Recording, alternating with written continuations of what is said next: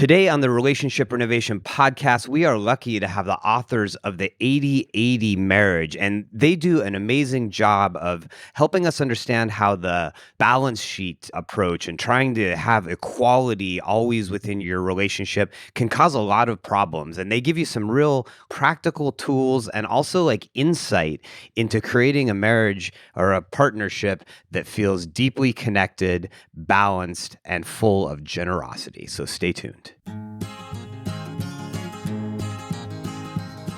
Hello, everybody, and welcome to the Relationship Renovation podcast. I'm Tarah Kerwin. And my name is EJ Kerwin. And we are just always so happy to be here. And thank you to our listeners for tuning in and really for all of the emails that you send us for awesome topics. We're just really grateful to be doing this. Absolutely. And we want to dive in right away because we're lucky enough to have another couple on and couples who are doing some really cool things out there. They have a book out. It's Nate and Kaley Klemp. They are the authors of the 80/80 marriage. Kaley is an executive coach and Nate is a mindfulness author. And, we want to thank you, first of all, so much just for coming in. How are you guys, Nate and Kaley? Doing great. Excited for our conversation. Doing well. Thanks for having us. We always love interviewing couples who work together and kind of getting into the story of what made you write the book, decide to do all of that, because I just feel like we've gone through probably very similar experiences to get to where we're at today. So. Yeah, absolutely. So it's great just to first hear a little bit about yourselves. Can you tell us a little bit about you guys' relationship and then just a little bit about the work you guys are doing together? Well, we can start with the relationship. We met 25 years ago, actually, in high school. We were in chemistry class, lab partners. I love it. And dated for a time, went to senior prom, but then decided we were too young and we were going to break up. So we did that for 7 years, got back together. And it was kind of like one of those Instagram-worthy Cinderella stories of marriage where we were soulmates and here we were getting back together and we got married. And everything was amazing until we got married and got a year into marriage. And I think like a lot of couples, all of a sudden, things got really real. Mm-hmm. I was finishing my doctorate, which was extremely stressful. I got in a serious bike accident. We basically got to the verge of divorce just a year or two into marriage. Mm-hmm. And it was kind of like such a whiplash experience for us that in some ways, we've spent the last 18 or so years trying to unpack how did that happen? How did we go so far off the rails? And what's a model we can use to have a better relationship together? And I think if I were to just distill down the problem into one word, it would be this: fairness. That what ripped us apart early on was this idea that, hey, we want to be equals and in love, and we're going to do that by making everything perfectly 50-50 fair. And we're going to keep this elaborate scorecard of all the wonderful things that I do juxtaposed against all of her shortcomings. And it turns out that's not a really great recipe for a relationship. Took us a while to figure that out, but that's kind of a little bit of the background to what set us on this path. Well, then we're definitely on the same page here because what drove us into what we do is a very similar thing of like seeing a love that was so wonderful and so easy and so fun really rapidly devolve when things got real. In the first year. Yeah. Wow. I feel like it can be a huge disservice that people would ask us all the time. They'd be like, "Oh, are you guys honeymooners?" We're like, no. We're trying to figure out how to actually build a life together, and it's not going that great. Yeah. Oh my gosh, exactly. So this 50-50 fairness, can you say a little bit more about that? Because I know that correlates with the book that you just wrote, which is 80/80 marriage. Essentially, the idea was that we knew we wanted to be equals. We knew we wanted to be in love. And in some ways, we're the first generation with that aspiration, the first generation where that was an option available. And the only technology that we had was that of fairness. And so we went after it with all that we had, only to discover the more we tried to make things fair, the more unfair they got. And so recognizing that in our scorekeeping, in all of the tit for tat kinds of thinking that we were doing, we were actually ripping apart the love that we have for each other. And so the idea of 80-80 is to just drop the scorekeeping, the comparison. We recognize that there's no such thing as 160%. And that's kind of the point, that because the math doesn't work at all, you can just stop trying to make it fair and instead strive to give 80% to the relationship, recognizing you'll never actually get there, but in the aspiration, it helps undo so many of the toxicities that occur when you're in that tug of war. I love that because I cannot tell you how many times couples come in for couples counseling and they want the therapist to now keep the scorecard. Yes. And we're like, actually, we don't do that. And we're going to really help you guys understand how to not do that. But they are compelled tit for tat to make sure that they give us all of their grievances. And one's got 60% and one's got 40. Yeah. Yeah.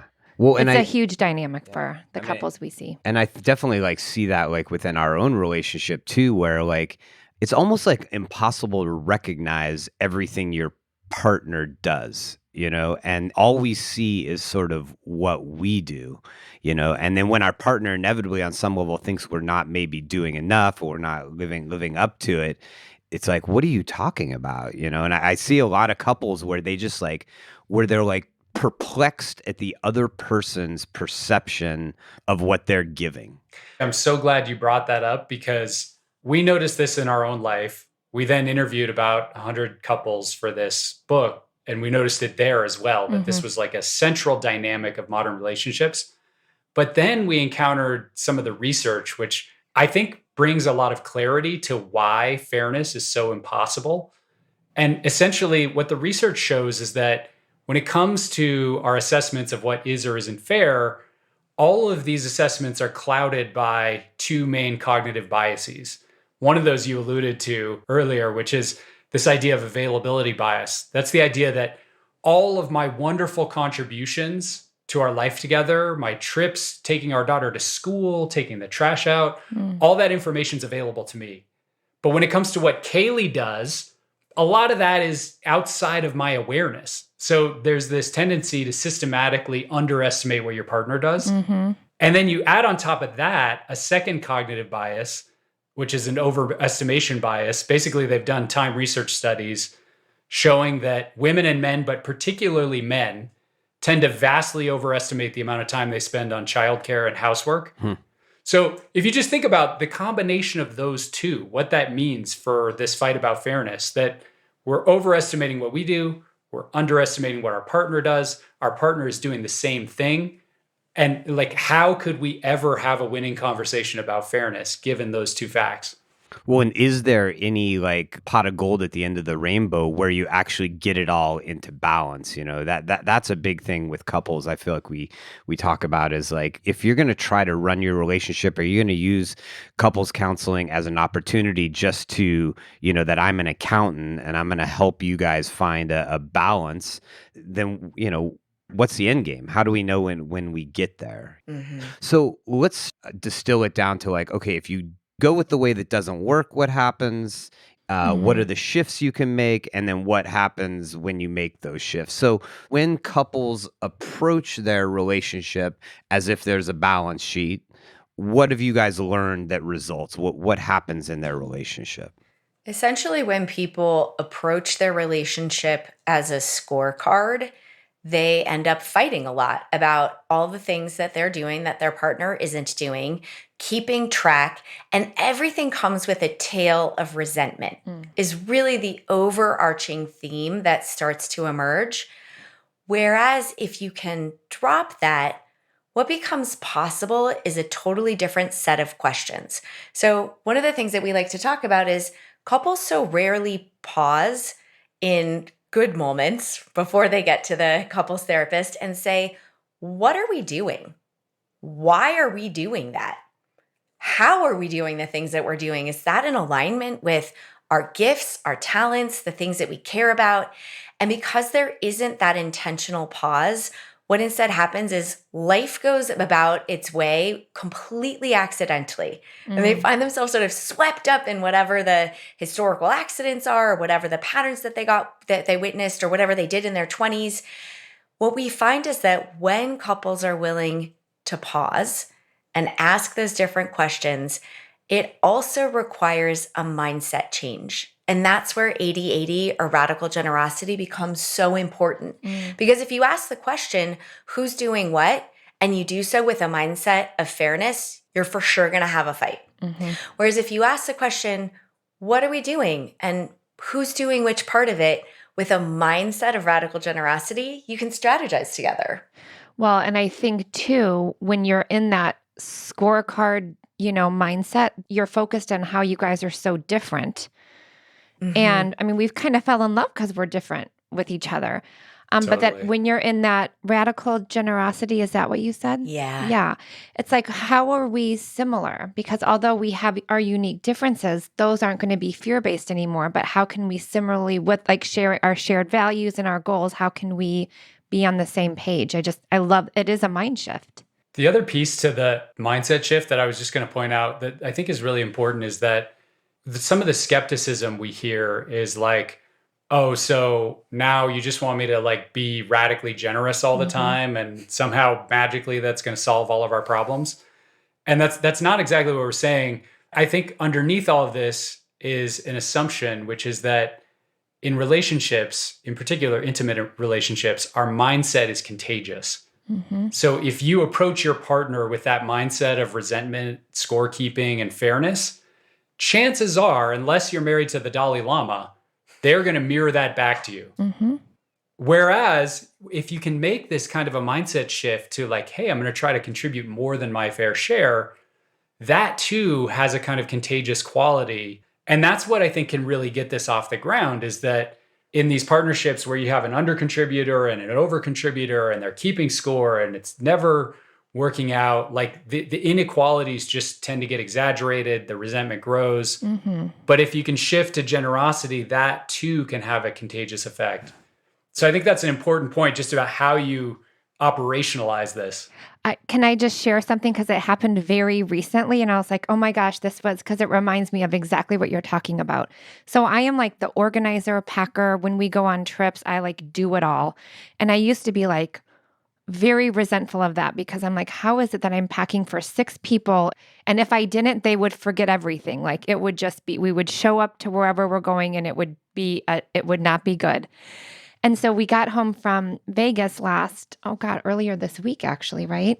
And I could see EJ like shuffling around and he's like kind of on eggshells. And I was like, what's going on, E? And he's like, well, I just don't want you to be in that place where you have to do it all, like where you're overfunctioning. And I was like, actually, hang on a second. Like, no, I've accepted this role. Like, I'm really good at it. So you don't have to do anything. I'm going to unpack. I know the laundry that needs to go where. I know what needs to not be dried and what needs to be dried. I'm like, just go relax. And it was so different from huffing and puffing and getting out the laundry it was just like a really cool moment to recognize. I'm like, you go watch your sports, honey. Go do what you need to do. I'm good with this. Like I'm truly in this acceptance place of that role because I'm really good in that role. I love that. I think like the difficulty we've had and then the difficulty we see with our couples is that you alluded to, Kaley, is the tale of resentment. And we might even present a couple or we might, try to be like, hey, let's do some shifts around this.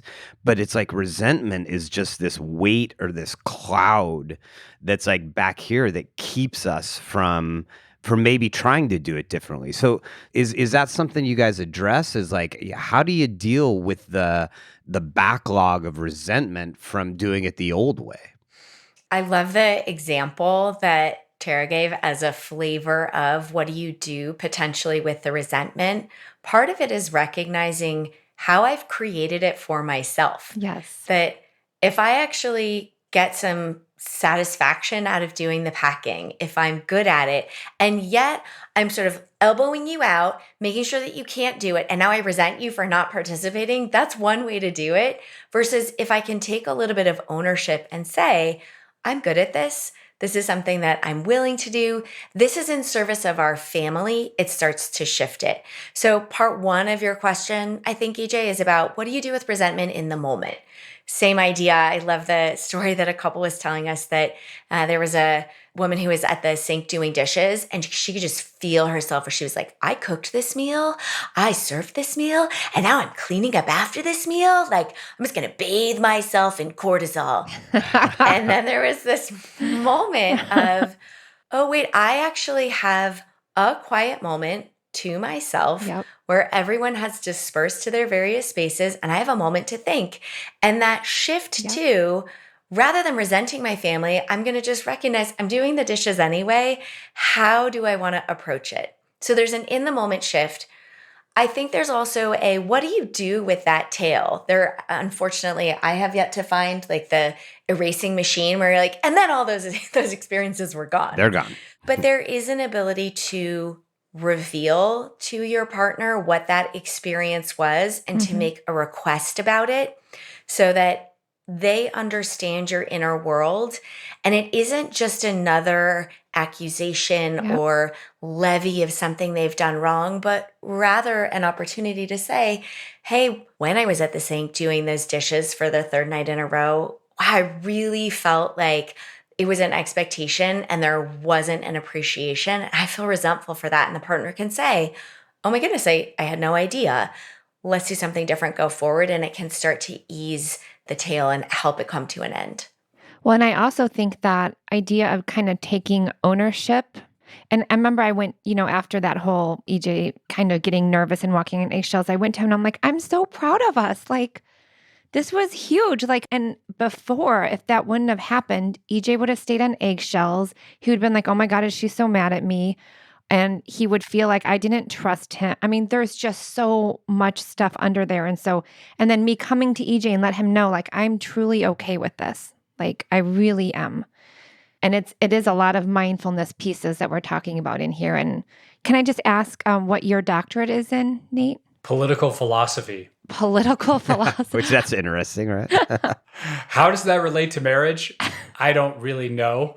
Other than I would say the way we approached the question was very similar to the way I was trained to approach philosophical questions about like, what are the key frameworks we're trying to understand? So it's maybe less psychological, more philosophical in terms of our approach. But it is not a PhD in marriage therapy or anything related to that. No, I love that. But I guess I'm so curious about, you guys decided to stay together and go through it and learn about it and be curious then about other people's process. Like, when did that happen? Was there like a moment? Because I remember the exact moment when I was like, EJ, it's either this or this. I remember the exact moment. I'm wondering if you guys do. So there were several moments, but there's one that really stands out to me, and I think you'll agree.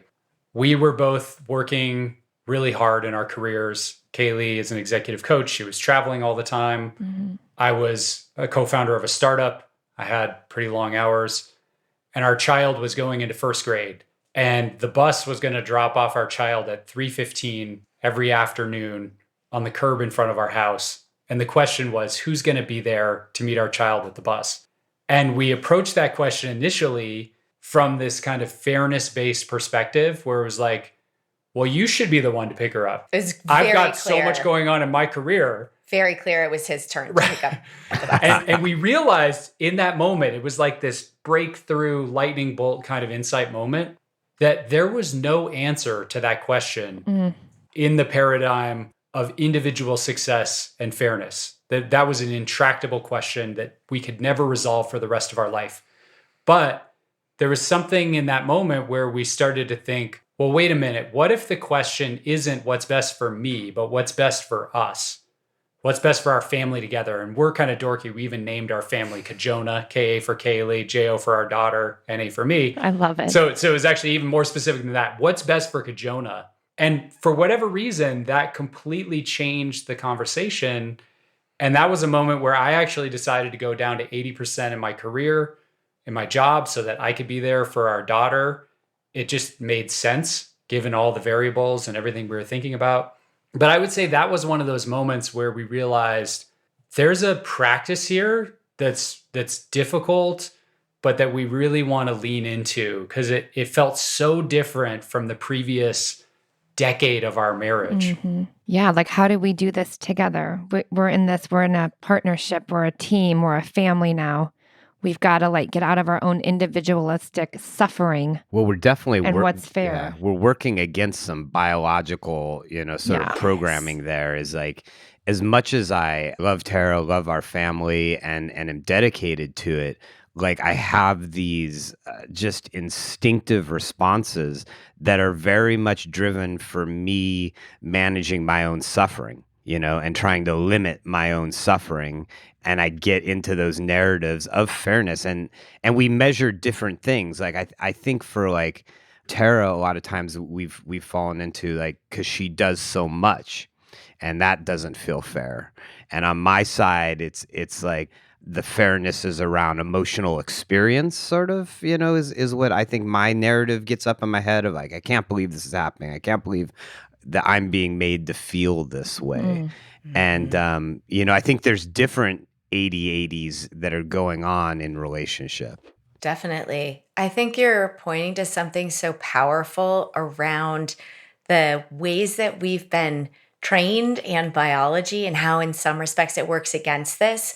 Not only are we working to minimize our own suffering, but also I think there's a lot of training that goes into optimizing our individual success. I don't know about each of you, but certainly Nate and I will tell the story that up until we got married, all of the reinforcement that we got was be awesome as an individual on your own. Go achieve on your own, get your job on your own. Like nobody was saying like, well, what kind of partner are you about whether we promote you or whether you get that raise or whether you get into that elite institution. And so then all of a sudden to do individual team is an abrupt transition and not one that's easy. There's also, I think you're pointing to something really important, which is emotional labor. That who is thinking about the relationship, who is paying attention to the dynamics that aren't just about, is the laundry clean? Is there a meal on the table? But things about, does our kiddo feel important and are we engaging with them, or recognizing that there's a holiday coming up? Who's doing the thinking around who we include and how we structure that? That's invisible to the other people in our lives. And yet it is a really significant weight, time investment, potentially burden. And so I think, EJ, you're really onto something here that sometimes we're not even measuring the same things. Emotional labor. I love that term. Yeah. We had somebody recently also introduce that term of invisible work, of like trying to be aware of all the invisible work. And you kind of like broadened it there beyond just the invisible work of the things that I might not see that Tara's doing around the house or for the business, but also the invisible work that's going on inside her head, and vice versa, the invisible work that's going on inside my head. And those are, I guess that's where like also the concept of grace or benefit of the doubt comes in, is that we have to give our partner some grace that we've picked them because they're wonderful people and they have wonderful qualities. And maybe there's a lot that we're missing, or we don't understand how burdened they are by everything they do.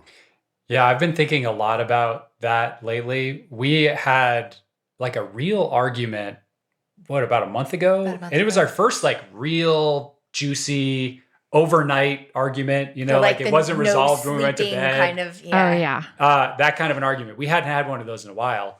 And like the two of you were, writing about marriage and coaching people about marriage and things like that during our day. So it was one of those strange moments.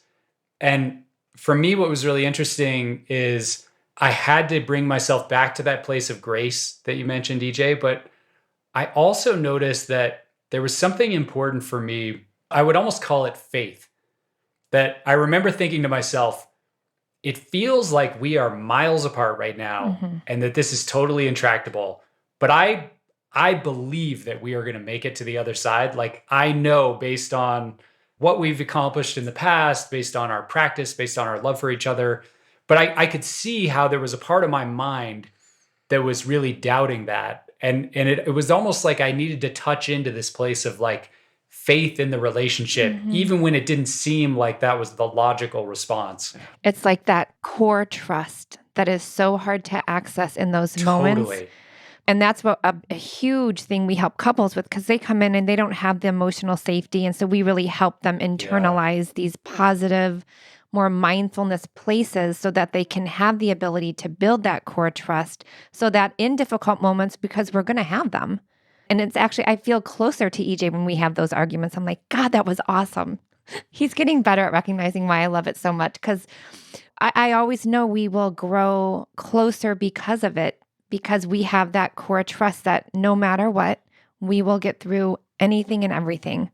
And this is why we do what we do. Well, I think it's important though also to put out, because I know we have a a lot of listeners, and we definitely have a lot of couples who come in who that core trust has been deteriorated. Right. And that it's important to know that that core trust can be regained, and that it's okay and normal that there might be a period for a couple, where it feels like it's bankrupt, Yeah. But that's where it's super important to go out and get some help, like in our program, we do a lot of early childhood work with couples first. And what it does is it helps them regain empathy, because really that core trust is sort of a compassion fatigue, that you've gotten to the point where you just can't see your partner in that soft and gentle way. So I guess I just wanted to throw that out to a listener who's like, well, I just don't trust my partner anymore. I just don't see them in that light, that you can regain that. And I really want to plus one your comment that there are moments for books and there are moments for podcasts, and learning, at least for us, is very much a lifelong process. And there are moments where an outside therapist is the best thing that you can possibly do for your relationship. And we have had moments where really gifted professionals have helped us so much, whether it's regaining soft eyes, whether it's understanding ourselves and our own reactions. So I love that you're reminding everyone who's with us in this conversation. Sometimes you can do it on your own. And when it feels like you can't, it's so powerful to ask for help. So I know that you guys coach couples as well. It is. We do, yeah. Yeah, I mean, so just tell us a little bit about your work and like how you approach, working with couples and the pathway that you might take a couple on. Yeah, we center our approach very much on the 80-80 framework. So what we're looking at with couples is what are some of the patterns they're in terms of scorekeeping or other patterns that are keeping them stuck. And then a lot of the coaching we do centers around the book and various exercises that we have in the book, which some of those are about mindset, which we've been talking about a lot, radical generosity. How do you create habits of appreciation, contribution, revealing? But then there's also a whole structural piece, we think, that once you have that foundation of radical generosity, the reality of being a couple in the modern world is that you're kind of running a business together, the business of your life. And so things like, what are your values together? What are your priorities? What boundaries are you setting or likely not setting, in service of your life? What do the power dynamics look like?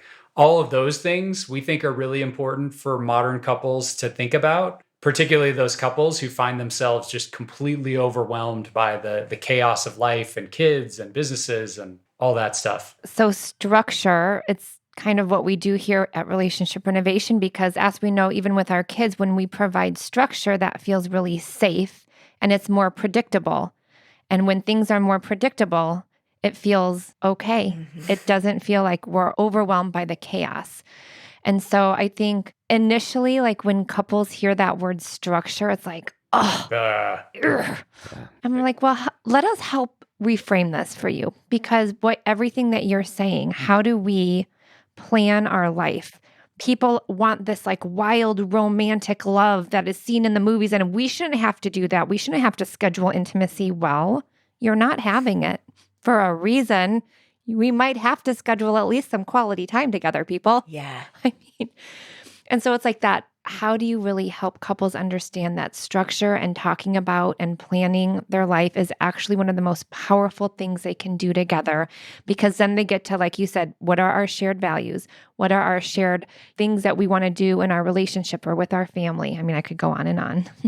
I love what you're saying here. And I think in some ways it's a rhetorical question for a couple. Yeah. Is the way that you're doing it right now working? Yes. Are you having intimacy? Are you in the kinds and quality of conversations that you want with each other? Do you feel deeply connected? And if you do, keep doing everything that you're doing. If you're finding that that's not happening, let's create some scaffolding so that there's enough structure that you still get spontaneity and freedom and experiences together. Not so much where, in every 5-minute increment, we're going to know exactly what we're doing, but so that it's space allowed for the experiences that we most want with our loved ones. Well, and it sounds like the work you do together, coaching couples, is very much building for success.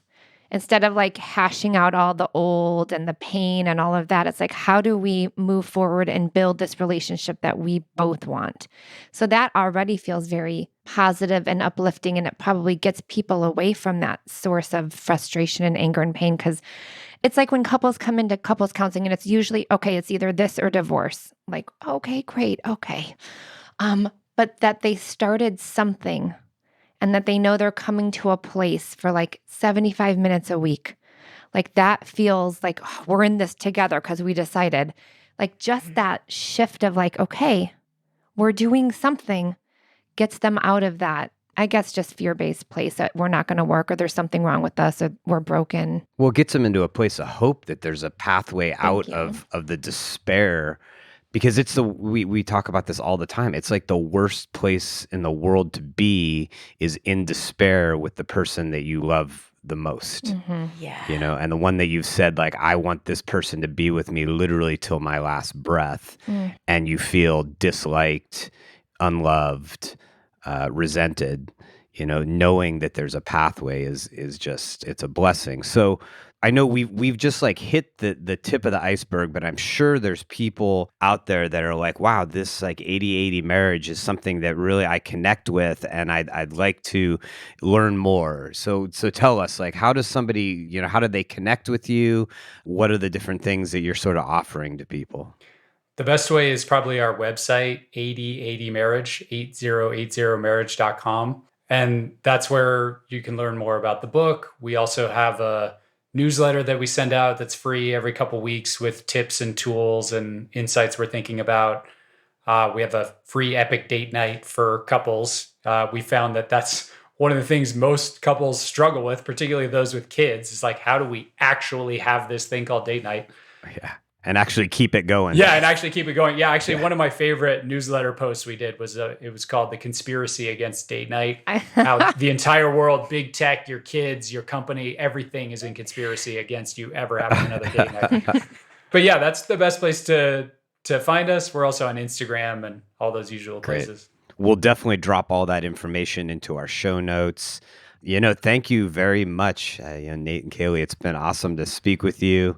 It's just great, again, to connect with like-minded people who've used their own personal experience, which is what makes it really real. It's wonderful that you have the research and everything that sort of backs it up. But just like, hey, this is something we struggled with and something we've managed to work through and continue to work through. I know that people connect with that. And it works. Like, that's really important. Yeah. Because that's when EJ and I started doing our little things, I'm like, oh, actually, that really worked. Does it take time? Does it take effort? Absolutely. Is our relationship worth it? Heck yeah. Mm-hmm. So thank you for that work that you guys have done to now share it with the world, which is such a gift. Same to you. Thank you for living what you are teaching. Sometimes those little things, I agree with you, are the surprises where, like, who would know? A little sticky note that says, I love you could make my day reliably. So sometimes it's the little things, sometimes it's the big things, but I think holding always that love is worth it. Yes, it is. Well, thank you so much, and can't wait to connect with the two of you more and just to see all that work that you are still working on and putting out there. As always, take care of yourself, take care of each other. Your relationship deserves it. Bye-bye. Bye-bye. singing on the train, me and you listening to the rain. Me and you, we are the same. Me and you have all the fame we need. Indeed, you and me, are we?